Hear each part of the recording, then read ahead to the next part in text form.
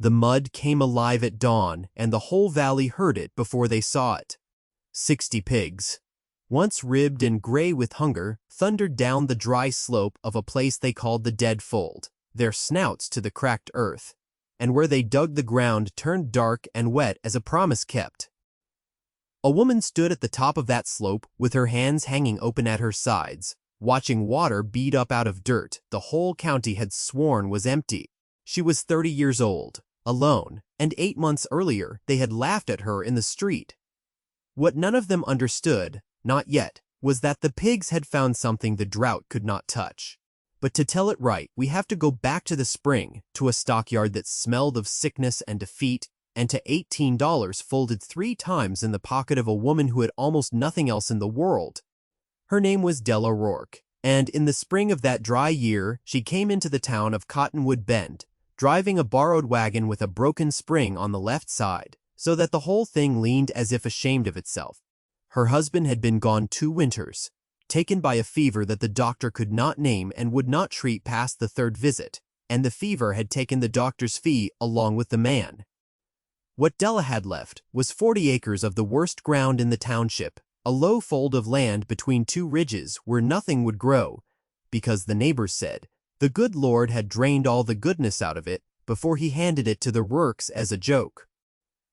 She had a mule with a sour temper, a lean-to that had once been a proper barn, and $18 that had to last until something, anything, came out of that earth. She had come to town not to spend it, but to hear whether the bank meant to take the land for the back taxes her husband had let slide. The banker, a soft-handed man named Pell, told her she had until the first snow and said it the way a man says a thing he has already decided the ending of. It was on her way out, past the stockyard pens at the low end of Main Street, that she heard the sound. It was a thin, wretched sound, the sound of animals too tired to make a proper noise. And when she looked over the rail, she saw them. 60 piglets, weaned too early and shipped too far, penned in a churned muck of their own making, their spines standing up like the teeth of a saw. A drover in a stained hat was arguing with the yardman over what to do with them, because the buyer who had ordered them had gone bust in Kansas City, and there was no one to take delivery, and feed cost money, and a starving pig is worth less every hour it draws breath. The drover said he would as soon shoot the lot and be done. Della stood at the rail and did a thing she could not have explained to anyone, least of all herself. She counted them. She counted them twice, and both times she got 60, and something in the arithmetic of it caught in her throat. The yardman saw her looking, and because he was a practical sort of cruel, he named a price to be rid of a problem. $18, he said, for the whole miserable string, and you haul them today, and don't come crying when half of them die in the wagon. He said it as a joke. He said it the way you say a number you never expect a person to take. Della Rourke took the folded bills out of her pocket, and she smoothed them flat against the top rail, one at a time, and she laid them in his palm. The drover laughed out loud. The yardman stopped laughing when he saw she meant it, and then he laughed too. And by the time she had the first dozen piglets loaded, a small crowd had gathered to watch the widow Rourke throw away her last dollar on a pen of dying pigs. A woman alone, they said to one another, and no sense between her ears to steer by. You'd have done better to burn the money for the warmth of it. She heard them. She did not answer. She loaded her pigs, and she drove her leaning wagon home to the Dead Fold, and behind her the town settled comfortably into the story it had already begun to tell about her. The first night she thought she had killed them all with kindness. She had spent 2 of her $18 she did not have on a sack of shorts and mill sweepings, and she fed them too much too fast, and, by morning, a dozen lay on their sides, breathing quick and shallow. It was then that the old man came. His name was Anton Verus, and he farmed the ridge to the east, a Hungarian who had come over the water 30 years before, with nothing but a trunk and a way of looking at land as if it owed him a conversation. He had seen her wagon come in the evening before. He stood at her fence in the gray light, looking at the pigs, the way a physician looks at a patient, and he clicked his tongue, little at a time, he told her. A starving thing cannot be saved all at once. You feed it as the ground drinks the rain slow, or you drown it. He climbed over the fence without asking and showed her how to mix the shorts with water into a thin gruel, how to space the feedings, how to press a thumb against a piglet's gum to read the color of its blood. He stayed until noon. He came back the next day. Under his hand and hers, the dozen that lay dying stood up again, one by one, and only 2 of the 60 were lost that first week, and she buried them at the edge of the fold and marked the spot with a stone, which the old man watched her do without a word. "You have too many mouths," Anton told her, "and too little ground to feed them from a sack." He said it not as a scolding, but as arithmetic, and Della had already done that arithmetic 100 times in the dark. 58 pigs. A sack of shorts every 4 days. $18 gone, and nothing coming in until autumn. And autumn a long way off, across a summer that everyone at the feed store said would be dry. She lay awake and counted it out. She could not buy feed for 58 pigs through a whole summer. She could not sell them, thin as they were, for enough to matter. And she could not turn them loose to starve, because she had looked into that pen and something had passed between her and those animals that would not let her. So she did the only thing left to her. She opened the gate of the lean-to and let them out into the dead fold, to find what a pig could find, and she followed them down into the low ground to see what they would do.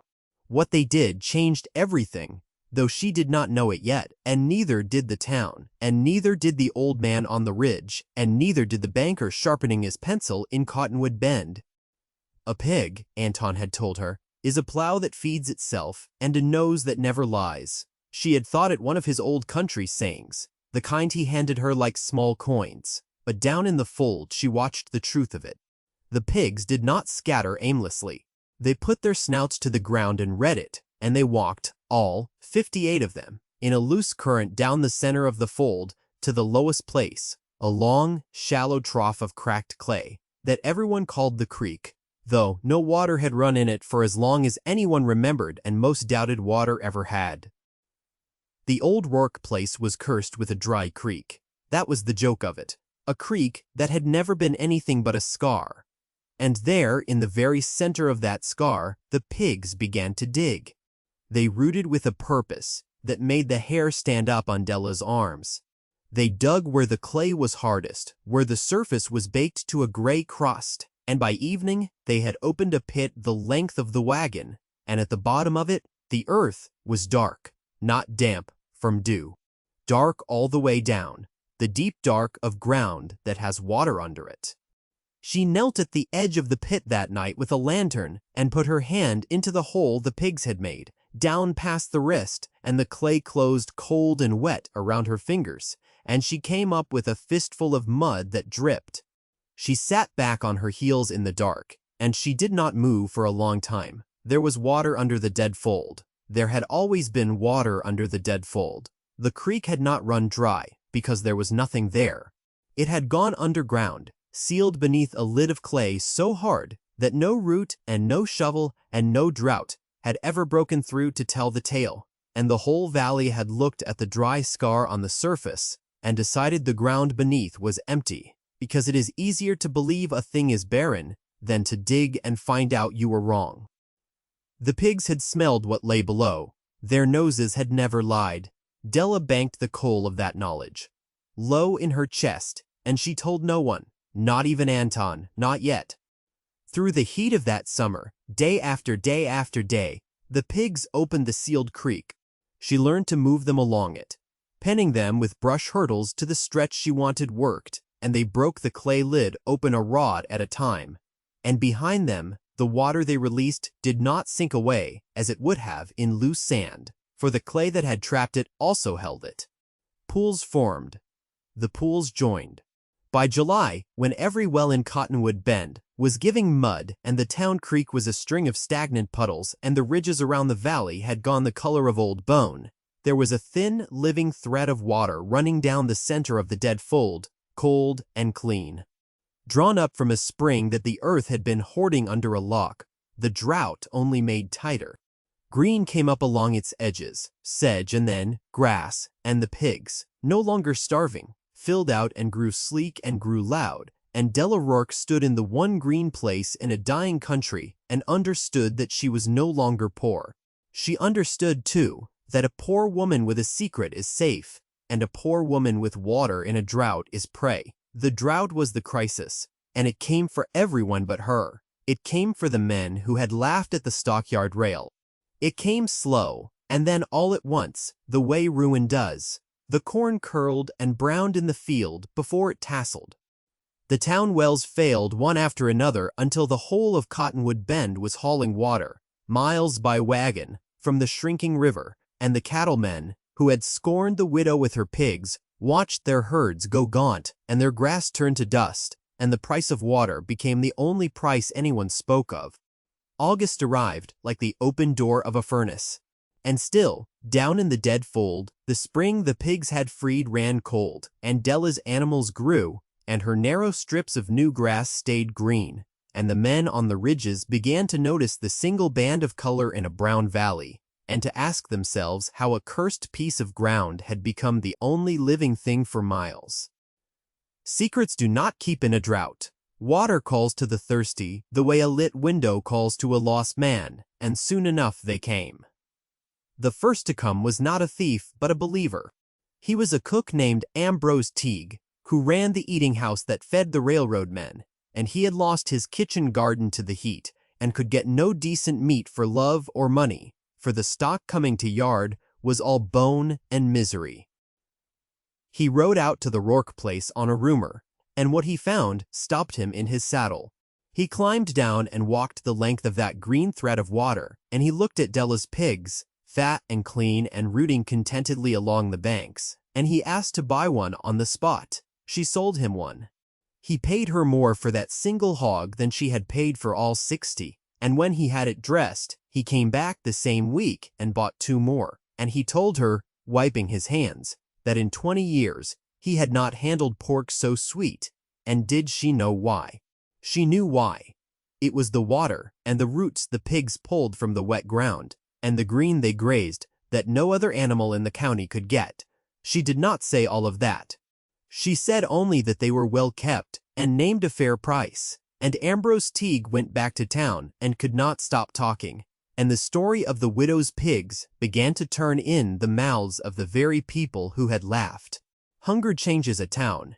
By the 3rd week of August, the mockery had curdled into something else, first into wonder, and then, in certain men, into a colder thing.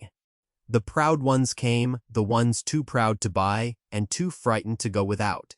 A rancher named Cobb, whose cattle were dying by the dozen on the North Range, rode into the fold one evening and did not ask, but stated, as though it were already settled, that he would water his herd at her spring and pay her what he judged it was worth, which was next to nothing, because a thing's only worth what a man will make you take for it. Behind Cobb's bluster, Della could see the fear, the way his eyes kept going to the water, and she remembered her own fear at the stockyard rail, and she did a thing that surprised him. She let him water his cattle. She named a price that was fair and no more, low enough that it shamed his lowball offer without a word spoken, and she told him he could come at dusk each day and take what a herd could drink and not a drop for hoarding, so that the spring would not be drawn down faster than the earth could give. Cobb went away, not knowing whether he had won or lost, which is the particular confusion of a proud man met with fairness. But there was one who did not come to buy or to bully. His name we already know. Pell the banker had not forgotten the 40 acres he meant to have when the snow came, and now those 40 acres held the only reliable water in a parched county, and a piece of ground is never so valuable as when everyone around it is dying of thirst. Pell came in a buggy with a lawyer beside him and a paper in a leather folder, and he was all soft warmth, all concerned for the poor widow alone out here with her burden. He spoke gently of how hard it must be for a woman by herself to manage such a property, how the taxes were still owing, how he had a buyer, a good Christian man, willing to take the whole troublesome place off her hands and let her walk away with a little something in her pocket before the bank foreclosed, and she got nothing at all. He named a sum. It was a cruel sum, a fraction of what the land was now worth, offered as a kindness. And then he made his mistake. He leaned forward and said, as if reassuring her, that of course he understood. The spring gave only a trickle, hardly enough to matter, no more than 60 gallons a day by his man's reckoning, so she oughtn't imagine it was worth holding out for. Della Rourke went very still. She had told no one the measure of her spring. She had let no man survey it. But Cobb watered 40 head there each dusk, and 40 head drink a great deal more than 60 gallons, and the only way a man knew to lie the number small was if he had already sent someone in the dark to see it for himself and meant to steal the place cheap before the truth ran out. She looked at the banker and she said quietly, "How did you come by the count of my water, Mr. Pell, when no man has measured it but me?" The lawyer's eyes flicked to Pell. Pell's soft face worked, and no good answer came out of it, because there was none. In that silence, the whole shape of the thing stood revealed. The survey done by night, the buyer who was Pell, himself behind a screen, the foreclosure time to a thirst he had watched grow. Being right, Della had learned across that long summer, is its own kind of reply. She did not raise her voice. She told him to get down off her land and take his paper and his lawyer with him, and that she would have the back taxes to the county courthouse in cash by week's end, and that if he sent another man onto her ground by dark, she would have the sheriff and Ambrose Teague and half the railroad's appetite as her witnesses. Pell got down off her land. She paid the taxes that Friday, folding the notes flat one at a time, the way she had once smoothed out her last $18. And the county clerk stamped the receipt and looked at the widow Rourke as if seeing her for the first time. But the truer reckoning came not at the courthouse, but back in the valley, where the drought did not lift and the town's need did not ease, and where Della Rourke now held the one thing every soul for 20 miles wanted. She could have done as Cobb had tried to do to her. She could have set her price at the height of their desperation and grown rich on their thirst. And no law and no preacher could have said her nay, for the water was hers, and the pigs were hers, and she had bought them both when the whole town stood laughing. She sat up in the dark of her lean-to and did the arithmetic of it the way she always had, and the numbers said she could be the wealthiest woman in the county by first snow if she simply charged what a dying man would pay. She did not do it. In the morning, she rode to town to the church that stood empty most days now that the crops had failed, and she called the people of Cottonwood Bend together, the ones who had jeered at the stockyard, and the ones who had pitied her, and the ones who had come cap in hand to buy a hog. She stood up in front of them, a woman who 8 months before could not have been made to speak 2 sentences in a crowd, and she told them plainly what she had found under the dead fold, and that the water was not hers alone by any right that mattered in a year like this one. She proposed they dig. She had Anton Varese beside her, and he told them in his slow, accented way what the pigs had shown him, that the sealed spring ran along the whole length of the low ground, and likely further, under the ridges, under the town itself, that the clay lid the drought had baked so hard could be broken by men with will and mattocks the way the pigs' snouts had broken the first of it. One person alone could not water a county, but a county could water itself if it stopped laughing long enough to dig. They dug. It began with a dozen shamed men, and grew, as such things do, into the whole valley, and Della Rourke led them down the line of the old creek that everyone had called a scar, and where the pigs had shown the way the mattocks followed, cracking the gray lid and letting the deep cold water rise. By the time the first frost came, the fold and the flats below it ran with living water, and troughs were cut for the cattle, and channels for the kitchen gardens, and the town that had hauled its drink by the mile drank from its own ground again. Della sold her pigs at a fair price, and not a penny more, and the 60 she had bought for $18 had become, by the honest fat count, better than 200 head, and she kept 40 back to breed, and gave 2 of the runts to a boy named Tom Speck, who had lost his father in the same fever season that took her husband. And she taught that boy to read the ground and the color of a piglet's gum, the way Anton had taught her, so the knowledge would not die with one woman alone. The banker Pell left Cottonwood Bend before the snow, his scheme spoken of in every kitchen, his soft concern remembered now for exactly what it was. And the men who had leaned on the stockyard rail and said she'd have done better to burn her money learned to take off their hats when the widow Rourke drove her wagon down Main Street. and she had bought a new spring for it, so it no longer leaned. Anton Veres lived to see 2 more springs, and to eat at her table often, and it was he who said the last of it, the way he had said the first. "A pig is a nose that never lies," he told the boy Tom one evening by the water they had all freed. "And the land is not barren or blessed by what a man can see on top of it, but by what is willing to dig, and by what a person chooses to do when at last the digging pays." Della Rourke stood at the edge of her green fold in the falling light, in the place they had called the dead fold, and would not call so again, and she watched the water she had bought for $18 run cold and clean past her feet. And she was not poor, and she was not alone, and she had been right all along.